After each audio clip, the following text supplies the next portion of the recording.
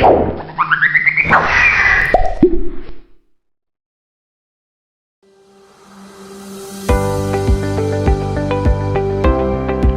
saya Mukri.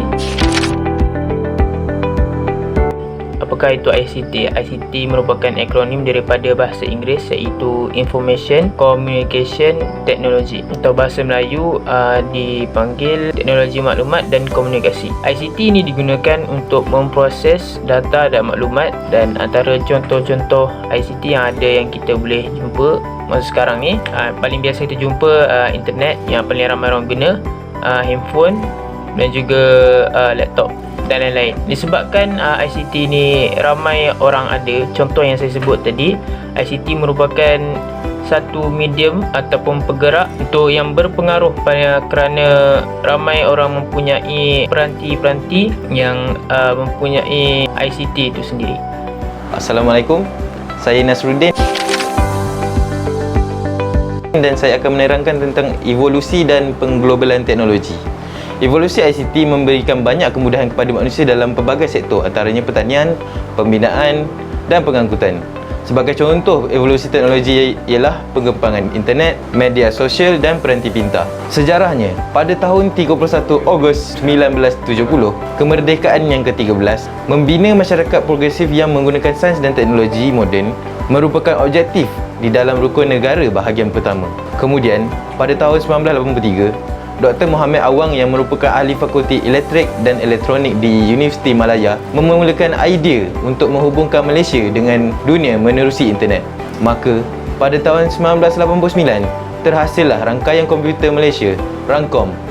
Projek RANCOM bukan sahaja memberi pengalaman dari segi pembangunan teknologi, malah ia juga mendedahkan beberapa kelemahan, kekurangan dan juga potensi penggunaan teknologi rangkaian komunikasi dan isu pengurusan yang berkaitan dengannya. Berdasarkan kepada pengalaman ini, program jaring Joint Advanced Integrated Networking telah dirumuskan dan ianya dilancarkan pada tahun 1991 yang bertujuan membangunkan rangkaian komunikasi negara secara menyeluruh. Sekian. Assalamualaikum dan hai, saya Mirza. Dan saya akan menerangkan hubungan antara manusia dan ICT. Memang tidak dapat dinafikan bahawa pembangunan ICT telah banyak memudahkan urusan manusia. Sistem komunikasi telah menjadi lebih efisien dengan kewujudan internet dan juga satelit. Oleh itu, ICT telah menjadi medium utama untuk manusia berhubung bersesuaian dengan konsep dunia di ujung jari. Namun begitu, bukan semua golongan mampu menguasai ICT, terutamanya warga emas. Penggunaan ICT yang tidak terkawal dan berlebihan juga mampu mendatangkan mudarat kepada kanak-kanak dan juga remaja. Tidak dilupakan juga dengan masalah cyberbully, hate speech dan juga skamer yang semakin berleluasa pada zaman kini. Oleh itu, tepuk dada, tanyalah selera, adakah ICT ini kawan ataupun beban? Jawapannya terletak pada diri kita sendiri. Hai, nama saya Ahmad. Saya akan menerangkan ICT sebagai sebahagian daripada kehidupan manusia, terutamanya masa kini. Yang pertama, ICT dapat menguruskan kehidupan dan cara kerja harian seseorang. Contohnya, seorang individu boleh menyimpan segala jadualnya pada hari tersebut. Yang kedua, sebahagian proses tadbir urus dan pembangunan negara. ICT merupakan benda yang penting atau perkara yang penting dalam pembangunan sebuah negara kerana ia akan mempercepatkan proses penyimpanan data-data negara. Yang ketiga, menguruskan urusan kewangan dan jual beli. Proses kewangan dan jual beli akan menjadi lebih cepat dengan adanya ICT. Yang keempat, wujud sebagai aplikasi dan sosial media. Sosial media amatlah penting pada masa kini kerana dapat mengembangkan kreativiti seseorang. ICT juga merupakan sebahagian daripada model perniagaan terkini. Perniagaan terkini akan menjadi lebih maju jika wujudnya ICT yang lebih maju. Dan yang terakhir ialah revolusi industri 4.0.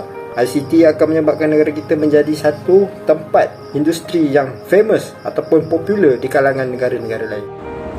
Assalamualaikum, saya Nur Izzati Alisha binti Anwar akan menekankan tentang etika dan peradaban dalam penggunaan ICT. Penggunaan ICT terutama dalam sosial media mungkin dipandang remeh, tetapi kelakuan atas talian sama seperti kehidupan sebenar kerana kita berkomunikasi antara satu sama lain secara visual. Kita juga perlulah memantau maklumat yang kita kongsi, terutama maklumat peribadi seperti alamat rumah, kerana kita tidak dapat menjangka niat seseorang itu, kita haruslah ingat komunikasi sesama manusia, kerana tingkah laku dan percakapan kita mungkin akan dapat mempengaruhi seseorang. Kita juga perlulah menghormati masa orang lain kerana mereka juga mempunyai perkara-perkara yang mereka perlu dahulukan dan selesaikan dengan segera.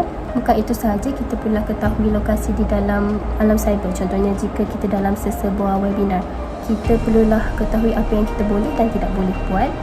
Selain itu, kita juga perlu menghormati pengguna lain. Contohnya jika mereka sedang membuat pembentangan di dalam Microsoft Teams, tidak perlulah kita membuat bising ataupun mengganggu mereka. Assalamualaikum, saya Maliki Wahab.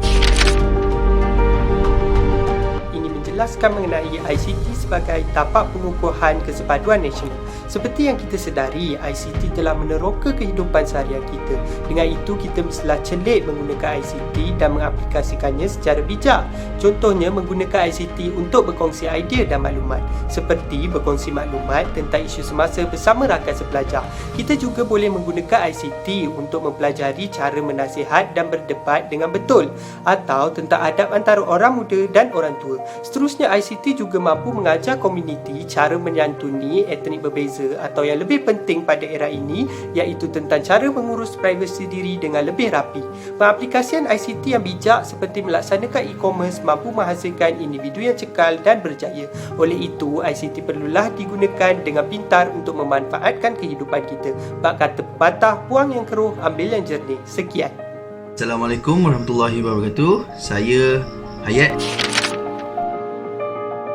dan akan membentangkan tentang isu semasa ICT. Yang pertama, penyebaran berita palsu tentang COVID-19 yang berleluasa terutamanya di aplikasi WhatsApp. Sekarang ni kita banyak dapat message forward yang sangat banyak sehingga kan akan memberikan kesan yang besar, iaitu menyebabkan orang yang tidak ada pengetahuan tentang IT terus mempercayai berita yang tidak betul itu. Kedua adalah menyebarkan hadis palsu di aplikasi Twitter. Hal ini boleh menyebabkan kekeliruan untuk umat Islam dan membuat kaum bukan Islam menganggap Islam ini sukar untuk kita praktikkan.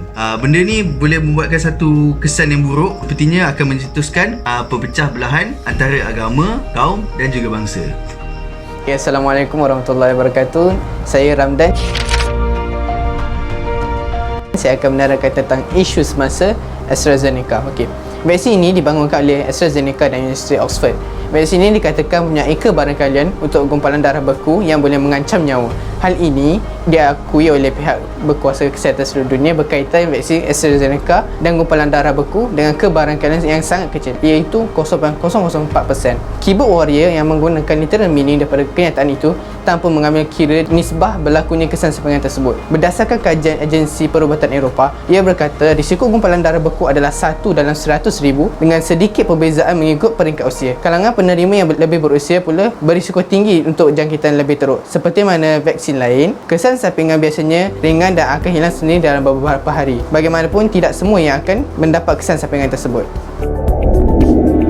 Kesimpulannya, ICT merupakan realiti kehidupan masa kini kerana penggunaan ICT yang terlalu banyak di sekeliling kita dan menjadi realiti sebenar di kehidupan masyarakat sejagat. ICT juga mampu digerakkan untuk menjadi ejen kebaikan terbaik kerana ICT juga merupakan satu platform yang berpengaruh kepada pengguna-penggunanya, dan malang sekali ICT juga selalu disalahgunakan untuk kebaikan peribadi, organisasi dan politik. Contohnya seperti penyebaran berita palsu, fitnah, cyberbully dan juga hacking. ICT juga perlu dipelajari, dikuasai dan dimanfaatkan untuk kebaikan manusia. Daripada melakukan perkara yang tidak baik seperti memfitnah dan menyebarkan berita palsu, penggunaan ICT ini perlulah digunakan dengan sebaik mungkin kerana kesannya amat besar. Dan akhir sekali, ICT perlu diurus dengan penuh beretika dan meneraju peradaban manusia masa hadapan, khususnya di Malaysia.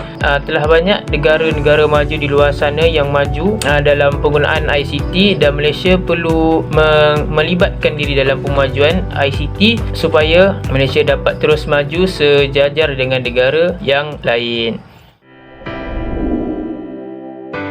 Assalamualaikum warahmatullahi wabarakatuh. Lepas tu, jadi peranan saya untuk tugasan kali ini ialah untuk menyediakan slide pembentangan untuk ahli kumpulan saya. Assalamualaikum, saya Hanis Iskandar. Dan saya berperanan sebagai editor video bagi video yang anda sedang saksikan sekarang ini.